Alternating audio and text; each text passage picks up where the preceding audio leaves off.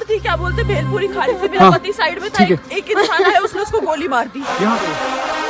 पहलगाम के कायराना आतंकी हमले के बाद 140 करोड़ भारतीयों का खून खौल रहा था।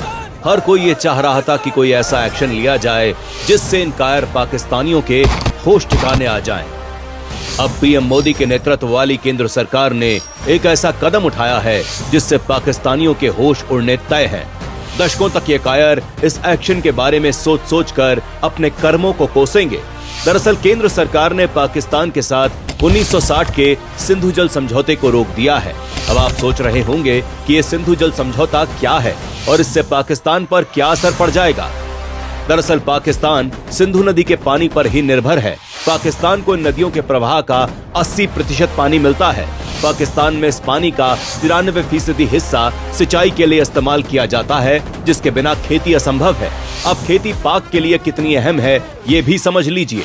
पाकिस्तान की आय में कृषि 23% योगदान करती है। वहाँ की 68% आबादी खेती पर ही निर्भर है। मतलब इस समझौते पर रोक लगते ही पाकिस्तान की कृषि और अर्थव्यवस्था सीधे तौर पर दोनों बर्बाद हो जाएंगे। अरे ये तो कुछ भी नहीं है। अकेले खेती ही नहीं, सिंधु नदी के पानी के सहारे ही पाकिस्तान के तरबेला और मंगला जैसे पावर प्रोजेक्ट चल रहे हैं। इस पर रोक लगते ही ये पूरी तरह ठप हो जाएंगे। इतना ही नहीं, सिंधु जल संधि पर रोक लगते ही पाकिस्तान में बिजली उत्पादन लगभग ठप हो जाएगा। शहरी इलाकों में अंधेरा छा जाएगा, शहरी जलापूर्ति तक रुक जाएगी।